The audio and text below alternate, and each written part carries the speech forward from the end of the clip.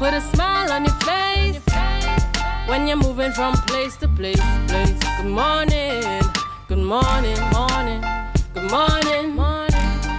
Good morning, viewers, and welcome back. It's Youth Wednesdays here on the Tobago Updates Morning Show. And this morning we're chatting with Dr. Denise Tsoiafatt Angus, and she is the political leader of the Innovative Democratic Alliance. Good morning, Dr. Angus. Good Happy morning. to have you here with us this morning. Thank you. It's a pleasure to be here with you. Okay, great. So let's start talking about the Carnival. The recently concluded Tobago Carnival. What are your initial thoughts? Well, I have a lot of questions because for me, it's not just numbers on the road. It goes further than that. And if we look at the numbers on the road and you go to what Caribbean Airlines reported, they actually reported maybe about 1,000 people less than came the previous year. But we're going beyond just heads and heads on beds and heads on road, bodies on the road. I want us to look at, they say 12 million was invested, or just about. Where was that 12 million invested in? What did the people eat? Did they, when they went to the supermarkets might have been full, but did they buy local foods such that our local providers were then urged to provide more products? Or were they buying imported products? The mass, was the mass locally made or was the mass imported? Our music trucks, I understand many of our music trucks in Tobago did not get work. So the music trucks were imported. The musicians, the singers, how many of our Tobago singers actually got work? You saw a lot of Trinidad artists headlining the different activities. So when you look at the whole carnival picture and you ask yourself, where did the 12 million go? Did it stay in Tobago or is it now elsewhere? That's the big question. Definitely a very thought-provoking question. As we're on the topic of the how the allocation was done, let's chat a little bit about the marketing leading up to the Tobago Carnival itself. We saw that this year they had T-shirts printed with the dates on it to start marketing the Tobago Carnival for next year. But in terms of the marketing for this year's Tobago Carnival, can you share your thoughts on that with us? Well, marketing was very poor. I think we all agree. The marketing, 2 months before the event, that's when the date was released, that's when mobilization happened. The secretary did not even know what the budget was, a month before the event or a couple of weeks before the event. So it really, the marketing was not well done. Yes?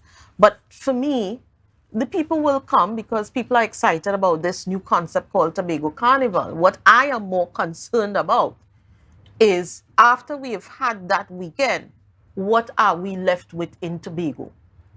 Are we any better off than the few dollars that was spent for the hoteliers, than the few dollars that was spent in the supermarket? What about the true trickle-down effect throughout the society? Did the rest of the society feel the impact on the economy of having a Tobago Carnival event in Tobago?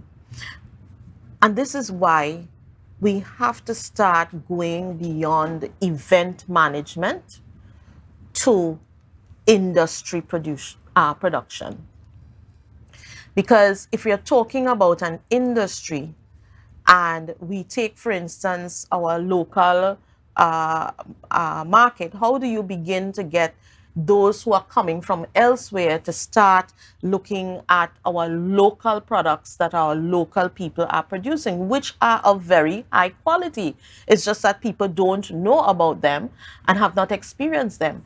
Can we consider having a Tobago aisle in some of the supermarkets in Trinidad. And there are many other Tobagonians living in Trinidad than living in Tobago. Can we begin there so people begin to experience the products? So by the time they come back next year, they are searching for those products in our supermarkets. Then is when you begin to get the full trickle-down effect. The mass.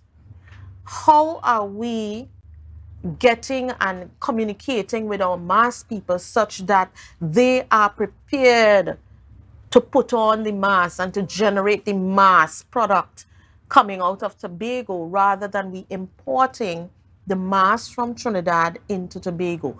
What training programs are going to be put in place to upskill our people and to ensure that they can provide the numbers that are there? What policy will be put in place such that you are getting your locals to partner with others from elsewhere such that you are, you can call it a true Tobago Carnival? How do we ensure that our music trucks are not just sidelined for the whole carnival? That was their experience. After being part of a product in February for so many years, to come where you finally call it a Tobago Carnival and they're excluded totally, that's unheard of. Yeah, and earlier on we were chatting about Tobagonian soca artists not having that opportunity to headline a lot of the events that took place here on the island. I know one event that the division would have put on was the Soca Titans series, where they would have had, that training with different soca artists and that kind of thing. Do you see something like that, boosting or improving the talents of young Tobagonian artists so that maybe they can be on that level of Trinidadian soca artists, so that maybe one day they can headline shows here on the island? Listen, we got to be serious about building an industry. And so throwing a few classes just before an event is not going to help us. We are, the Tobago economy right now is really crashing. And we have to start thinking differently. How do we rebuild the economy? We have a number of persons coming out. I think it's 64% of our workforce don't have subjects or any type of certification between 0 to 4 subjects. Why aren't we having a college of the arts where we are actually certifying our calypsonians, our mass people in wire bending and designing and those things, our pan people in not just playing pan, but tuning pan, becoming arrangers, all of that. So you're building an industry around a product such that by the time you are ready to host your event, you're showcasing many of them. And so, we need a school for the cultural arts in Tobago that speaks to really creating excellence in our people, whether it is the kaiso, the soca, the pan, the heritage dances, whatever it is. We are creating a school of the arts. And you will find that over time, we begin to attract people from elsewhere who want to attend the school. And at the end of the day, we know that when we put on an event and you have to sponsor the event, that a lot of the money stays within the coffers of the Tobago economy such that we begin to grow. And we break the backs of this thing we call the failing economy right now, which is quite serious. I don't think we realize how bad it is. And I think it's a disservice that this administration has not said to the people where we are in terms of the economy and be truthful with the people of Tobago.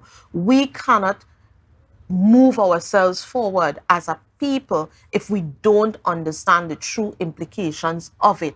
And the people on the ground are feeling it.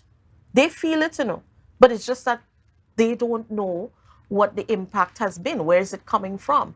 And they need to share with us, and they need to share with us their ideas in terms of how they're taking us out of this. Okay, and Dr. Angus, we would have recorded an incident-free carnival this year. How do you think that differentiates the Tobago Carnival from other carnivals? Do you think that that will encourage persons to continue coming out and supporting the Tobago Carnival? It's a number of years that, I mean, having an incident-free carnival in Tobago is nothing new. When I was the Secretary of Community Development and Culture, we had those days. So it's nothing new in Tobago, and that's the beauty of Tobago, that we have always promoted it as one of the safest places to come and revel. And we used to call it revel and relax in the same moment. And so it's not a new thing. Perhaps it's new in the spate of all the crime that we've been having on the island. And perhaps we need to give kudos to all of those inconvenienced roadblocks that we've been having, because it's an inconvenience to people. But clearly, those roadblocks by the police and licensing office would have contributed to also us having a safe carnival event in Tobago. Yeah, and before we wrap up, recently we would have seen some things right after the carnival in the news, headlining on some of the media houses, their newspapers, and we've also heard some comments from the president of the National Carnival Commission, Winston Gypsy Peters. Can you give your comments on that as the political leader of the I.D.A?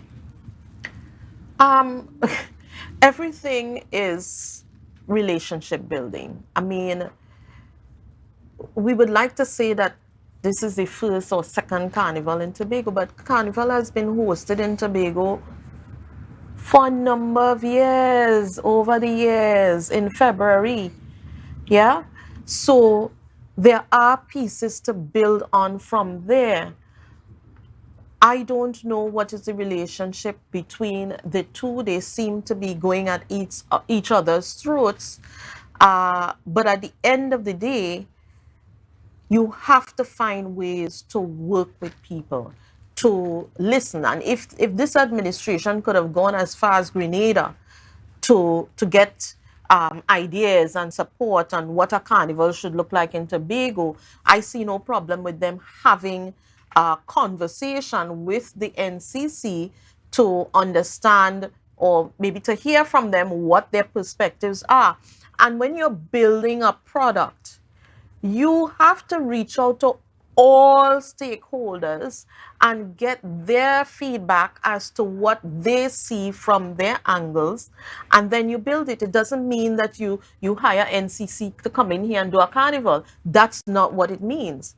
But it does not hurt to listen to what they have to say, but especially it is time to call the local stakeholders together, the mass people, the pan people, the Kaiso people, the music truck people, and sit down and have a talk with Tobagonians about where this carnival is going.